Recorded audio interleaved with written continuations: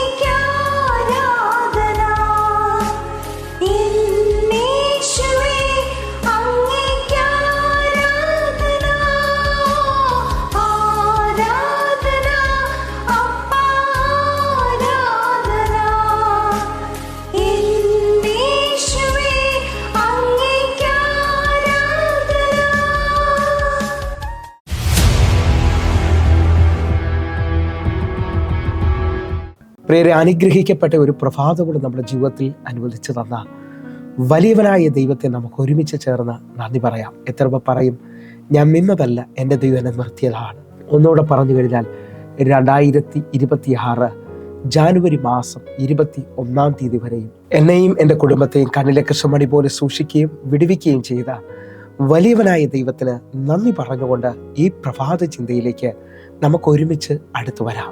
നമ്മുടെ ആവശ്യങ്ങളെ യേശുവിൻ്റെ കരത്തിൽ ഏൽപ്പിക്കുക.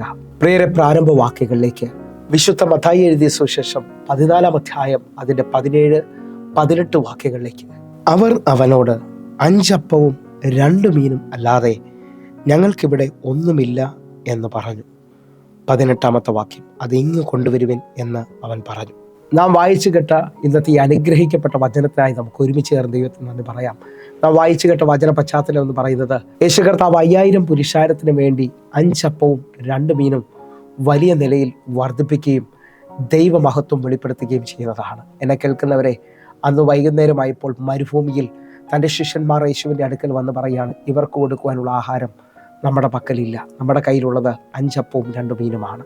എന്നെ കേൾക്കുന്നവരെ, ഈ പ്രഭാതത്തിൽ നമ്മളിൽ പലവരും ഇതേപോലെ ആയിരിക്കും. നമ്മുടെ ആവശ്യങ്ങളിലൊന്നും തൃപ്തിയില്ലാത്തതിനും നമ്മുടെ ആവശ്യങ്ങളിലൊന്നും പൂർണ്ണമായ നന്മകൾ വെളിപ്പെടാതെ നമുക്ക് എന്ത് ചെയ്യണമെന്നറിയാൻ പറ്റാതെ നിൽക്കുമ്പോൾ ദൈവാത്മാവ് ഈ പ്രഭാതത്തിൽ എന്നോട് സംസാരിച്ചു. നമ്മുടെ ആവശ്യങ്ങളെ ദൈവത്തിൻ്റെ കരത്തിൽ ഏൽപ്പിച്ചാൽ അത് വലിയ മഹത്വമായി ദൈവം ചെയ്തു തീർക്കാൻ പോവുകയാണ്.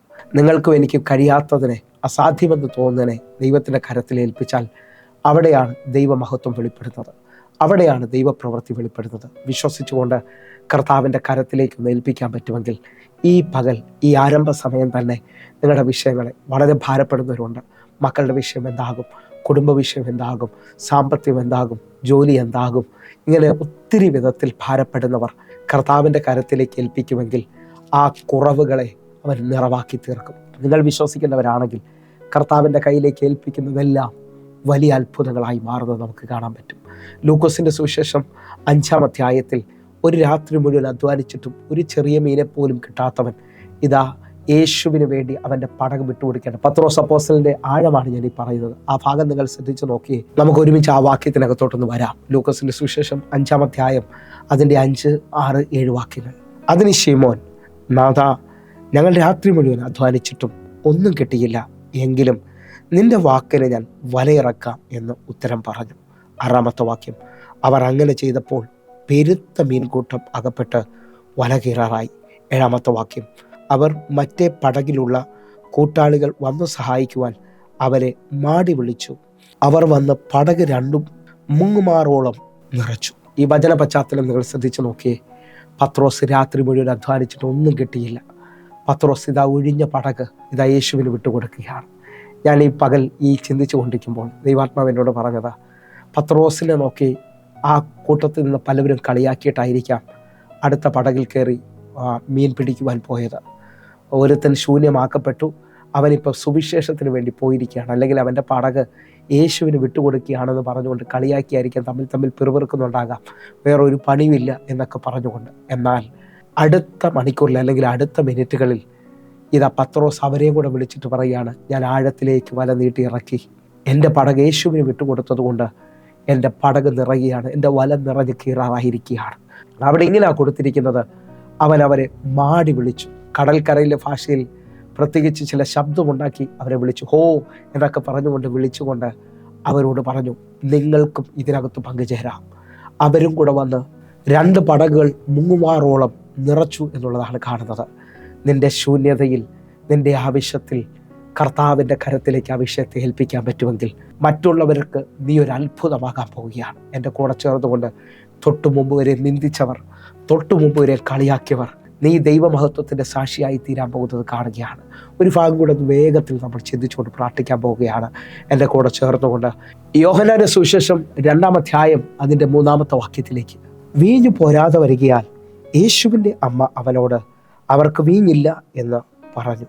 ഇതാ വീട്ടിൽ വീഞ്ഞ് തീരുകയാണ്. അവിടുത്തെ എല്ലാ അനുഭവങ്ങളിലും തീർന്നു എന്നുള്ള ഒരു ആഴം വെളിപ്പെട്ട് വരികയാണ്. ആ സമയത്ത് ഇതാ യേശു കർത്താവിൻ്റെ അടുക്കലേക്ക് യേശുവിൻ്റെ അമ്മ ഓടി വന്ന് പറയുകയാണ്, തീർന്നു എന്ന് പറയുന്ന വിഷയങ്ങളെ ഇനി എങ്ങനെയെന്നുള്ള ചോദ്യങ്ങളുടെ നടുവിൽ നമുക്ക് കർത്താവിനെ അത് ഏൽപ്പിക്കാൻ പറ്റുമെങ്കിൽ വലിയ ആഴം നമുക്ക് കാണാം. അതിൻ്റെ 5-ാമത്തെ വാക്യത്തിൽ ഒന്നുകൂടെ യേശുവിൻ്റെ അമ്മ അവിടുത്തെ ബാല്യക്കാരെ വിളിച്ചുകൊണ്ട് യേശുവിനെ നിങ്ങൾ ഈ വിഷയം ഏൽപ്പിക്കുക എന്നുള്ളത് വെളിപ്പെടുത്തുകയാണ്. അതിൻ്റെ 5-ാമത്തെ വാക്യം, അവൻ്റെ അമ്മ ശുശ്രൂഷകരോട്, അവൻ നിങ്ങളോട് എന്തെങ്കിലും കൽപ്പിച്ചാൽ അത് ചെയ്യുവിൻ എന്ന് പറഞ്ഞു.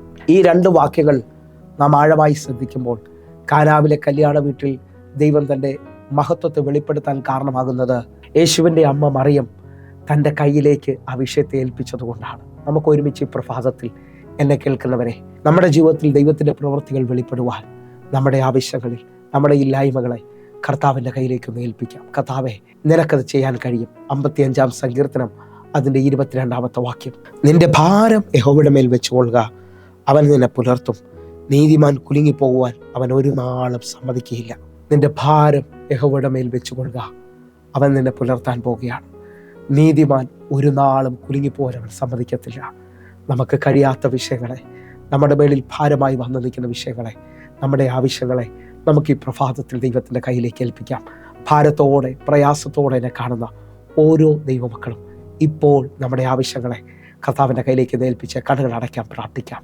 ഞങ്ങളെ സ്നേഹിക്കുന്ന ഞങ്ങളുടെ നല്ല ദൈവമേ, പൂർണ്ണ ഹൃദയത്തോടെ ഞങ്ങൾ ഒരുമിച്ച് പ്രാർത്ഥിക്കുന്നപ്പാ, ഇന്ന് ഞങ്ങൾ അനുഭവിക്കുന്ന ഓരോ വിഷയങ്ങളുടെ മേളിലും അങ്ങയുടെ മഹത്വം അങ്ങ് വെളിപ്പെടുത്തണമേ, അങ്ങയുടെ വലിയ പ്രവൃത്തി അങ്ങ് വെളിപ്പെടുത്തണമേ അപ്പാ. ഞങ്ങൾ വിശ്വസിച്ചുകൊണ്ട് പ്രാർത്ഥിക്കുന്നു. ഞങ്ങളെ അങ്ങയുടെ സാക്ഷികളാക്കി തീർക്കുന്നതിനായി, അങ്ങയുടെ അത്ഭുത പ്രവൃത്തികളെ കാണുവാൻ അങ്ങ് ഞങ്ങളെ വിളിച്ചിരിക്കുന്നതിനായി സ്തോത്രം. അങ്ങയുടെ മഹത്വം ഞങ്ങളിൽ വെളിപ്പെടുത്തിയതിനായി നന്ദി. ഓരോ മക്കളെ ഞാൻ ഏൽപ്പിക്കുന്നു. യേശുവിൻ നാമത്തിൽ ഞാൻ പ്രാർത്ഥിക്കുന്നു. കേൾക്കണ പിതാവേ, ആമേൻ, ആമേൻ. പ്രിയരെ, പ്രഭാത സന്ദേശം നിങ്ങൾക്ക് അനുഗ്രഹമാകുന്നുവെങ്കിൽ നമ്മുടെ യൂട്യൂബ് ചാനൽ സബ്സ്ക്രൈബ് ചെയ്യുകയും ഫേസ്ബുക്കിലേക്ക് നിങ്ങൾ ജോയിൻ ചെയ്യുകയും ചെയ്യണമെന്ന് ഓർപ്പിക്കുന്നു. അതേപോലെ ഈ പ്രഭാത സന്ദേശം നിങ്ങൾക്ക് അനുഗ്രഹമാണെങ്കിൽ നിങ്ങളുടെ ഏറ്റവും അടുത്തൊരു സുഹൃത്തിലേക്കും കൂടെ, ഒരു വ്യക്തിയിലേക്കും കൂടെ നിങ്ങളുടെ യൂട്യൂബ് ലിങ്കുകൾ സെൻഡ് ചെയ്ത് കൊടുക്കണമെന്ന് ഓർപ്പിക്കുന്നു. എന്നിട്ട് ഒരു മെസ്സേജ് കൂടെ അയച്ചാൽ ഇതെനിക്ക് വിടുതലാണ് എന്ന് പറഞ്ഞാൽ, എനിക്കിതൊരു അനുഗ്രഹമാണ് എന്ന് പറഞ്ഞാൽ അവർ ഉറപ്പായി ഇത് കാണും. ഞാൻ ആത്മാവിൽ വിളിച്ചു പറയുന്നത്, നിങ്ങൾക്ക് ഒരാളെ കൂടെ ദൈവവചനത്തിലേക്ക് എത്തിക്കുവാൻ, ദൈവവചനത്തിൽ വെളിപ്പെടുന്ന സമാധാനത്തിലേക്ക് കൊണ്ടുവരാൻ കഴിയും. ആ നിലയിൽ നിങ്ങളുടെ ജീവിതവും ഇടയായിത്തീരട്ടെ എന്ന് ഞാൻ വിശ്വസിക്കുന്നു. കർത്താവ് എന്നെ ഏൽപ്പിച്ചത് അതാണ് ഓരോ പ്രഭാതത്തിലും ഞാൻ ചെയ്യുന്നത്. ഈ വചനം കേൾക്കുമ്പോൾ അനേക സമാധാനമില്ലാത്തവർക്ക് സമാധാനം വരികയും അനേകർ ദൈവപ്രവൃത്തിയിലേക്ക് തിരികെയും ചെയ്ത് ഞാൻ കാണുന്നു. അതിനകത്ത് ഞാനും നിങ്ങളുടെ കൂടെ ആയിരിക്കുകയാണ്. അതേ നിലയിൽ തന്നെ ഒരു ഗുഡ് ന്യൂസ് ഓർപ്പിക്കുന്നു. എല്ലാ ദിവസവും വൈകിട്ട് ഇന്ത്യൻ സമയം 6 മണിക്ക് നമുക്ക് സൂമിൽ ആരാധനയുണ്ട്. നിങ്ങളെ ക്ഷണിക്കുകയാണ്. നിങ്ങൾ കടന്നു വരണമെന്ന് ഓർപ്പിക്കുന്നു. ദൈവപ്രവൃത്തിക്കായി നമുക്ക് ഒരുമിക്കാം. സ്വർഗം നിങ്ങളെ മാനിക്കട്ടെ. God bless you. ആമേൻ.